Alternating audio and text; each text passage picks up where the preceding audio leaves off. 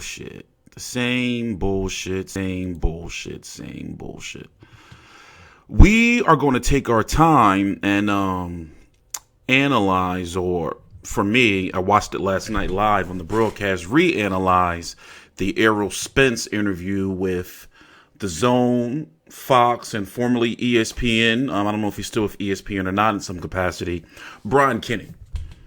So the narrative that's going around is, or that's trying to go around, let's pause it right here because we're going to listen in, is that Brian Kenny is now a racist and that he went too far with the interview. Now, I got so many thoughts on it because when it comes to us as media, especially with the reputation that black boxing media has, we want to, not me, I don't be on that bullshit, and it's just not me. I'm not, like, even though people have told me I do good interviews because of my knowledge of the sport, I don't like doing interviews. Like, I'm not into chasing people down. I don't like doing media scrums. I'm just not into that no more. Like, I tried that out, it's just not for me. So I'm not a go-getter when it comes to interviews. However, if I get an interview or anybody I interview, there's going to be ultimate respect given, and I'm not going to be like sugarcoating shit. But there's certain lines I won't cross. But in this case of what Brian Kenny did, people are acting like he's wrong for asking about the DUI, asking about like the injuries.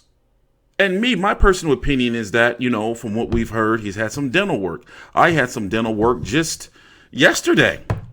Morning emergency shit. That shit will fuck with your speech, especially with the rumors of the extent of the dental work he's had done.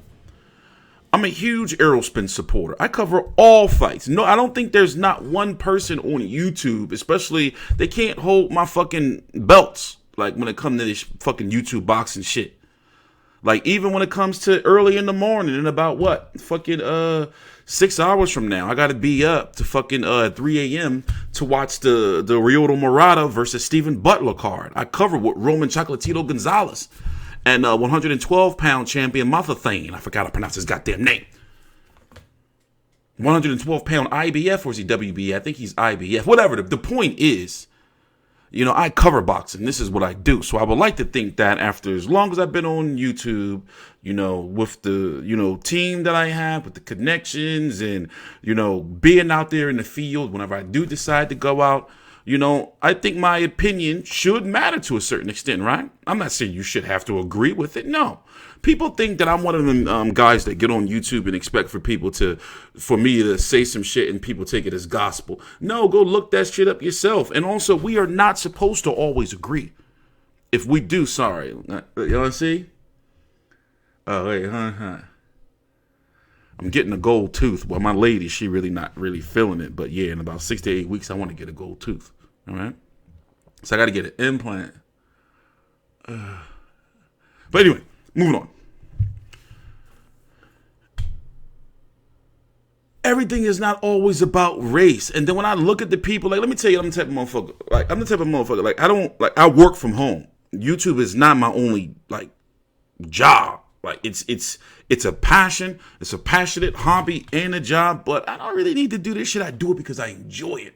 So therefore, I have all day to sit around and fuck around here at my command center. I've showed my setup many times. I got all kind of screens and iPads and gadgets and shit. So when I see certain people commenting on certain shit, what do? I go click on their profile. I go see if they have an Instagram. I'm that type of motherfucker. I go see if they have an Instagram. I go see if they have a Twitter. I go like start looking into their lives and shit. See like, yo, why do y'all think like that? Like, and I see like why they are where they are in life. Thinking that there's always the white man that's holding you down. Yeah. Like me, what I go through with my child custody shit and like the past criminal shit that I used to do, even though I'm a 36-year-old man, that shit still, nonetheless, I be thinking like, yo, like, I know the motherfucking white man is evil as fuck and can be evil as fuck. I just was watching some shit on Christopher Columbus. Remember how we used to go to school? People who was born in the 80s and the 70s and the 60s and shit, they would try to tell us that fucking, hold on, my bad. They would try to tell us that Christopher Columbus was this great man, but don't talk about the genocide of like how when he first landed, like 3 million. It was like a population of about 3 million or so when he left at like, it was 1492. And about 15 years later, 20 years later, the population was down to about 50,000 or so. And then eventually they would all like be non-existent. Like, it's some evil ass shit out there. But one thing I hate is like when shit don't go motherfuckers' way, or when the narratives don't sway the way they want to, you know, it's like, oh, Brian Kenny's a racist. Like, let's recap the interview. We're going to talk about it because it's disgraceful. Now, one thing I don't fucking like is I suffer from post-traumatic stress disorder. I talked about it. It's certain shit I can't do, I can't see. It's called triggers, like where it like reminds me like, oh, like I cringe up. Like, oh, I don't want to remember that. You know, I have like flashbacks. So for them to show Errol Spence that footage, it's like, okay, I can understand that they probably talked to him beforehand. Like, yo, we're going to talk about the accident, show the footage and everything. Hold on 1 minute. Please subscribe.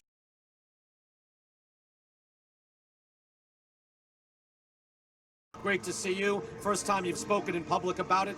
You look good. I think that's the first thing. How are you feeling? How is your health? How is your face? How's everything? Everything's been good. Like everybody know, I've been a horrible car accident, but I'm feeling good. I've spent a lot of time with my family, my friends, and my little girls, and just, you know, enjoying the time with them while I've been out from boxing. What was the extent of your injuries, as far as your facial injuries, your teeth, everything? My really was just sore. Like, my whole body was just sore. You know, it was just I guess a miracle from God. We've been talking about like how like his lip is all puffy. He still got some scarring. Hello, he was ejected from the vehicle. And what I was saying earlier, before my dog, I had to put him in the cage. He was being an asshole. I was saying earlier, I don't know why it's clipping like that. I was saying earlier that like that post-traumatic stress this sort of shit is real. Like, I didn't like how they showed him the footage. Like, he want to see that shit again, you know?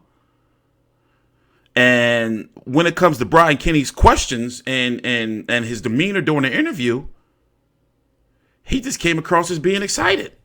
To me, that's what it looked like to me. He just was excited. Like, oh shit, like Errol Spence is right here, he back. And a lot of people even are commenting on other videos saying that maybe Bob Arum with his interview saying like until Errol Spence makes a public appearance just about a week or two ago before the Crawford card, before Crawford Kavalauskas during the build-up to that fight. He was like, listen, I don't think that Errol Spence is going to return anytime soon. And until he does a public appearance. So to move on, did you know that Brian Kenny wears an earpiece? Questions comes from like the truck and shit. And you got to think, right? Al Heyman knows that like he's going to be on TV. He knows that Brian Kenny is going to be interviewing him. Errol Spence is Mr. PBC on Fox. Deontay Wilder, yeah, but Errol Spence got 2 pay-per-views under his belt already with PBC on Fox. Not to mention he's the overall ratings holder for PBC in regards to when he fought Leonard Bundu. I forgot what the peak viewership was. You know, I can go ahead and say some shit, but y'all gonna be like, oh, that's throwing shade. But the game was on. Team USA, good marketing, good promotion. Team USA had won the gold, and then Errol Spence rolled right into Leonard Bundu, beat him the fuck up. So Errol Spence brings in good ratings, and now he's bringing in like, you know, growing pay-per-view or like sustainable, consistent pay-per-view to the point where you can see growth. Like, for example, you have to think that if he fought Manny Pacquiao, that would do about 700,000. Terrence Crawford around that too. But they're not going to be intentionally disrespecting him. They're not trying to disrespect him. And yes, like Brian Kenny asked all the questions that we wanted to know. But let it would have been the other way around, right? And that was a white boxer or some shit. Like, you see how that shit worked? Now, of course, I know people are going to not want to hear that shit. They're going to be like, oh, look, the motherfucking coon. You niggas ain't never been through shit. I can tell. I see the way y'all fucking comment with your faceless accounts and shit. Y'all can't fuck with me, man. Like, I've seen racism at the highest of highest fucking levels. Do you know what I had to go through? I've talked about it in videos to fucking be able to see my own daughter on Thanksgiving and Christmas. And y'all think y'all gonna be just telling me about racist shit? Yo, Errol Spence has made some mistakes in the past. He's had a sign from God, just like I've had before in the past. It happens. It happens. It happens. Where, you be like, yo, like, I'm not doing none of that shit no more. I'm going to take care of myself. There was an escalating pattern with Errol Spence that we were seeing him more frequently in public looking intoxicated. And fans and media were talking like, yo, he seemed to be drinking a lot. I remember when I first encountered him when he was intoxicated. And I was like, oh, shit. Like, I thought he was like one of them, clean cut ass boxers that be in the crib, doing this shit. I was like, oh, that's your vice. You like to drink. But now it's nothing wrong with drinking. When I used to drink and party, I was a bartender at a fucking TGI Fridays for years. This is what I used to do. After I got out of college, I didn't know what I wanted to do with myself. So I was bartending until, I started doing boxing and shit. And I was partying every day. I'm talking about, like, excuse my language, this is locker room talk. Like fucking bitches getting money. I would go to work, get the money, make sure I hit the liquor store before they close so I can have some shit in the crib for whatever woman I was with. After we went out, party, went to the crib, drink, and it was a cycle. It wasn't a situation where I'm just home drinking like, my sorrows, my pains, blood, tears run down my eyes. No, it wasn't that type shit. So I'm looking, I'm like, all right, like Spence out here partying, living life. But that shit was getting too, like, frequent. And, every now and then for certain people, God comes and gives you a big-ass smack in the face like, nigga, look what you got and you're about to fuck it up. And him being ejected out of that vehicle, that was that smack in the face. Get your shit together. You just headline the fucking pay-per-view. A black boxer, too. You know how hard it is outside of Floyd Mayweather to be a black boxer to headline the pay-per-view as the A-side? Here in the States, of course. We're not counting Anthony Joshua. Deontay Wilder, yes, is now there. And then remember, he wasn't matched with a Mexican boxer, even though they had stacked the cards with Hispanics. It was a black fighter versus a black fighter. And when it comes to that narrative, well, let's listen to the interview. Let me shut the fuck up, right? Please subscribe. I'm sorry about the clipping. 2020 is upon us. I'm blessed to be here. My channel just, had 8 of our videos that were illegally taken down via 8 copyright strikes. You know what the fuck that means? 8 copyright strikes we had. I remember people like TstreeT, you should leave them highlights alone, man. You trying to do too much. No, we ain't do nothing wrong. And now that's our shit. We have access to every single major fight in the world, post-fight highlights and results. Obviously, as long as I'm doing my news reporting. But we in a league of our own, so y'all can talk all the shit you want. My channel, you come here, we got the highlights after the fight. UFC, Bellator, Top Rank on ESPN. And I'm not boasting or bragging because there's a job there's a service I have to make sure I provide. FightView 360, on my website. Shout out to the team. Please subscribe to TstreeT Controversy with FightView360.com. Let's get through this interview, shall we? Let me stop running my mouth.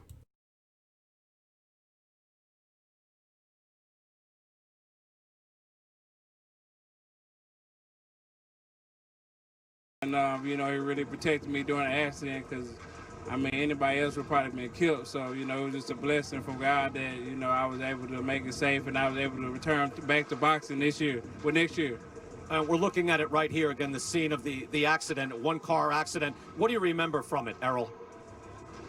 I don't really remember too much, but I can't really talk about the case now. I've been advised by my lawyer because it's still a pending case going on. So out of respect, I choose not to talk about it.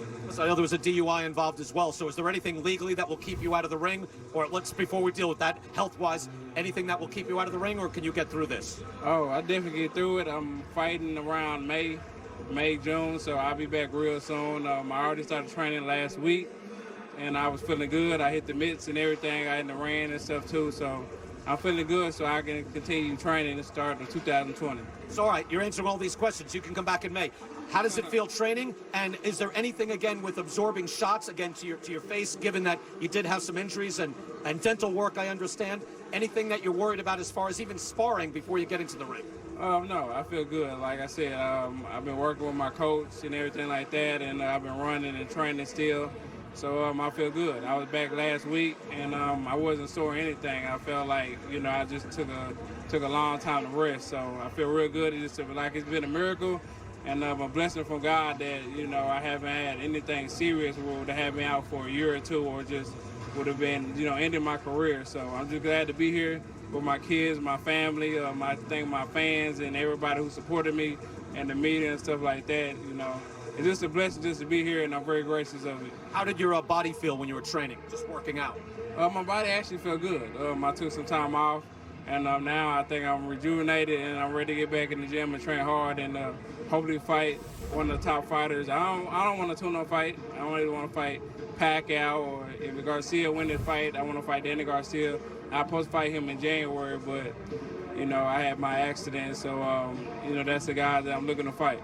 Again, we're looking at the PBC welterweight landscape here. Errol Spence is the welterweight champion. He's got the WBC and the IBF belts. Pacquiao, Keith Thurman losing to Pacquiao. Danny Garcia looming. Shawn Porter, who knows, maybe we see that again. I should mention Bud Crawford is also a titleist at welterweight. Any thoughts on any of these guys or Bud Crawford? Because, again, you're acknowledged as the top guy at welterweight.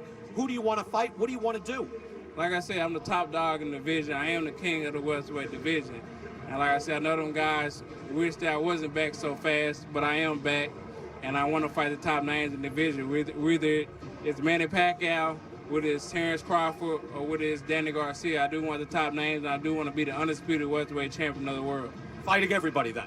Definitely. You think you'll be back in May? I'll definitely be back in the summertime. All right. Summertime, did you say, or May, or the spring, or summer? When do you think? Summer or spring. I'll definitely be back. I'll definitely be back next year. Any restrictions on sparring or anything like that, or any physical restrictions when you get back in the gym?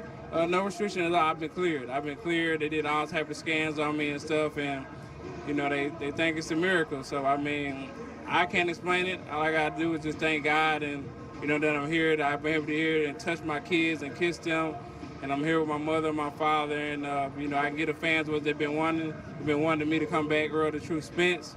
And I'm definitely going to put on a great showing when I do come back. And, the second time around, I'm not going to take anything for granted. Right. And drive safely, obviously. What do you think happens in the main event tonight with Charlo and Harrison? I think it's going to be a great fight. It's going to be really tough. Charlo is one of my stablemates, so, of course, I'm hoping Charlo will win. And he just got to stay focused and listen to the coach. And I feel like he'll come, victorious. But Tony Harrison is a tough guy. He's a guy that can box, can punch, and can do a lot of things that JERMELL can do. So it's going to be a tough fight. Errol, it's great seeing you. It's again, as I see you, and I'm studying your face. Everything good, everything looks sound. And it's nice to see you back. And I know a lot of your fans are happy to see you back, the rest of the boxing world as well. Best of my kids and kiss them. So, looking at it again, he just was pressing him. He wasn't like babying him, and to do an interview like that on national television and not ask about it, like, come on, man, come on.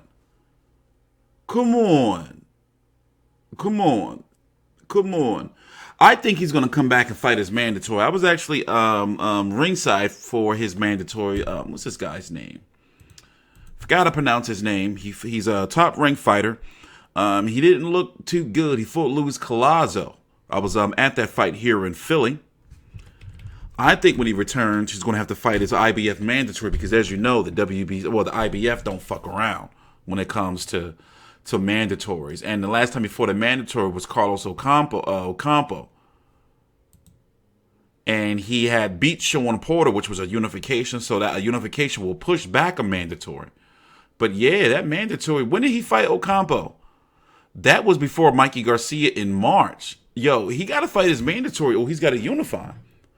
I don't know why things are going slow. Like, things are going slow as shit. Let's see. Ocampo, he fought Ocampo. By the time he steps into the ring, it'll be 2 years since he fought a mandatory. He's going to have to fight his mandatory, yo. Let me look him up for you, show you who he is. Like, that's what I'm seeing. Like, that Danny Garcia shit, I'm going to have to wait. I think that he was supposed to fight 3 fights in 2020. January sometime in May or June, which is going to be the date he's going to be fighting now, and then later on in the year. So it looks like, he may fight just his mandatory and a big fight, whether it's a Danny Garcia or whoever, Because then if he still keeps his belt 2020, his first fight in 2020 has got to be his mandatory for the WBC. So things like he really can't slow down. And it's going to be really, really, I mean, honestly, his next fight, especially if they do it on free TV Fox, or even if he head over to Showtime, but I think they're going to do it on free TV Fox. They'll likely bring in good, big ratings if they allow and Top Rank don't play hardball or this guy's, is he a Egas Klimas fighter? I forgot. Him right here. Go check out his fight with Luis Collazo if you haven't seen it. You know, and he would be food for Errol Spence from what I see right now. And he's the IBF #1 mandatory. So, like I said, Al Heyman and Fox, PBC on Fox, like they controlling the shit. So you think that Al Heyman will let his guy go on there, right? Errol Spence, like this is Al Heyman shit. Don't nothing happen without his say so.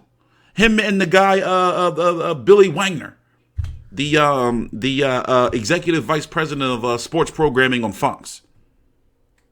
All this shit was orchestrated. So even though Errol Spence is probably like, damn, oh, he really, really pressing me. It's like, yo, it's your first interview. What the fuck did you expect to happen?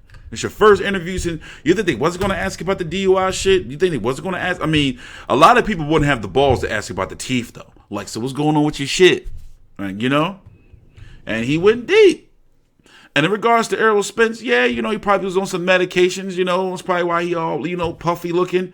You know, and he getting work done. Like, he's a fucking pay-per-view millionaire. And the type of work, if it's true that his shit got really fucked up, that shit take time. But I can kind of see what they wanted to do to have him on the PBC on Fox broadcast, like the last one of the year for them. You know, I kind of see why they did this. But, yo, like, come on, man. I think Brian Kenny did a good job, you know, even though he seemed a little too excited. But, hey, I'm not no fucking professional fucking commentator interviewer. I'm just glad that he asked the questions. Simple as that. You know? So, shout out to Errol Spence. I'm glad that he back. In regards to, like, how he gonna look in the ring, the shit so far only seemed to be facial, cosmetic. You know, get back in the gym. Like, you know, it's no talks. That people were saying he had a claw and shit. You know, all that old bullshit. But he cool. He walking around regular. You know, he just can't make right. He getting this fuck. I guarantee you about next year, around this time, that shit gonna be all regular looking. You gonna probably be able to tell a little bit. But that shit take time. Like, for example, I literally just got my tooth pulled. They said I can't get my implant for like fucking 6 to 8 weeks. Like, for them to start the process. Like, for 6 to 8 weeks. And then he's a millionaire, so of course you got to think, like, it can be expedited a little bit. My shit just one tooth. His shit seemed to be like, oh, like he trying to get used to talking with that shit. You know, but still, a body's a body. You need time to heal. You can see, like, the scarring all on his face.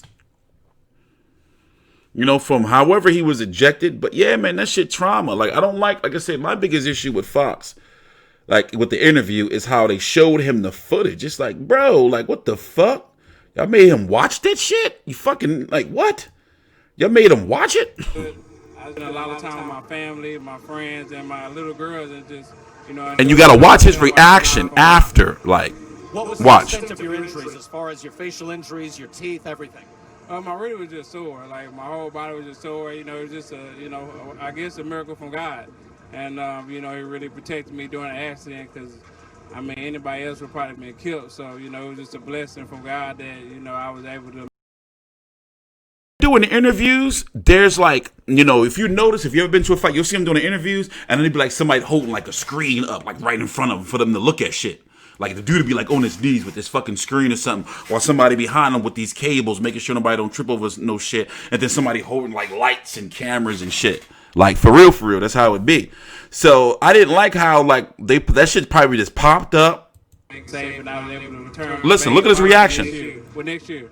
We're looking at it right here again, the scene of the accident, one car accident. What do you remember from it, Errol?